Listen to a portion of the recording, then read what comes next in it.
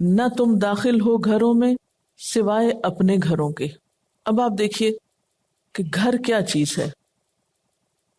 گھر وہ جگہ ہے جسے اللہ تعالیٰ نے انسان کے رہنے کے لیے بنایا ہے۔ گھر صرف انسانوں کے نہیں ہوتے، دوسری مخلوقات کے بھی ہوتے ہیں۔ یعنی گھر کی ضرورت ہر جاندار کے لیے ایک فطری ضرورت ہے۔ مثلا پرندوں میں بھی آپ دیکھتے ہیں کہ وہ بھی گھر بناتے ہیں، جانور بھی کہیں نہ کہیں ٹھکانہ پکڑتے ہیں۔ تو گھر بنانے کا مقصد کیا ہوتا ہے؟ گھر کی مصلحت کیا ہے؟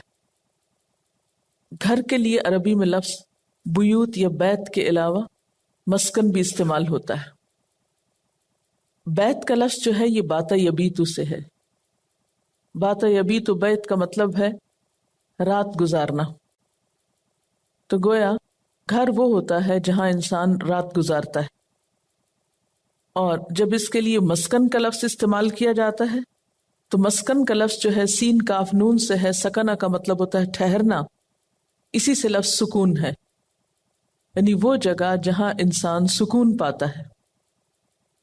اور مسکن کی اصل غرض و غایت قرآن پاک میں اللہ تعالیٰ ایک اور جگہ پر فرماتے ہیں جعل لکم من بیوتکم سکنا، یعنی اللہ نے تمہارے گھروں سے تمہارے لیے سکون اور راحت کا سامان پیدا کیا۔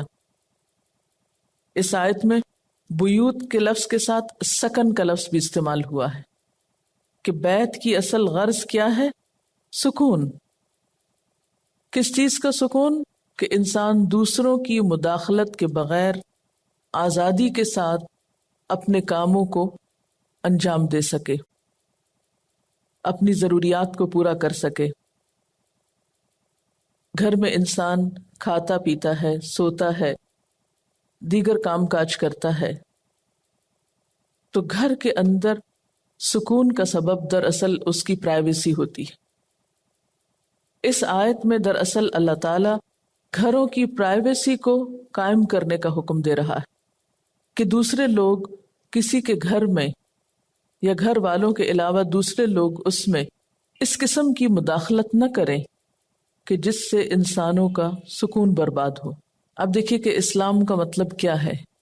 پیس، امن۔ یہ امن صرف ملک کی سطح پر نہیں، صرف کسی شہر یا محلے کی سطح پر نہیں، یہ سکون انسان کے گھر میں بھی اور انسان کے دل میں بھی۔ اسلام ایسے قوانین اور ایسے طریقے زندگی بتاتا ہے کہ جس سے انسان کی اپنی زندگی میں بھی سکون آئے، اس کے گھر میں بھی سکون ہو، اس کے شہر میں بھی، اس کے ملک میں بھی، اور پھر پوری دنیا میں۔ اسی لیے ہم دیکھتے ہیں کہ کسی دوسرے کو ناحق تکلیف دینا حرام ہے۔ مسلمان کی تعریف ہی یہ کی گئی کہ المسلم من سلم المسلمون من لسانہ ویدہ، مسلمان وہ ہے جس کے ہاتھ اور زبان سے دوسرے مسلمان محفوظ رہیں۔ لہذا کوئی ایسا کام کرنا کہ جس سے دوسرے کو اذیت ہو، جس سے دوسرے کا چین اور آرام رخصت ہو، یہ اسلامی روح سے ایسا کرنا ممنوع ہے، حرام ہے۔ کسی دوسرے کی آزادی میں خلل ڈالنا اور اس کو تکلیف سے بچانا، یہ عین انسانی شرافت کا تقاضا بھی ہے۔ اسی لیے یہاں پر کیا حکم دیا گیا؟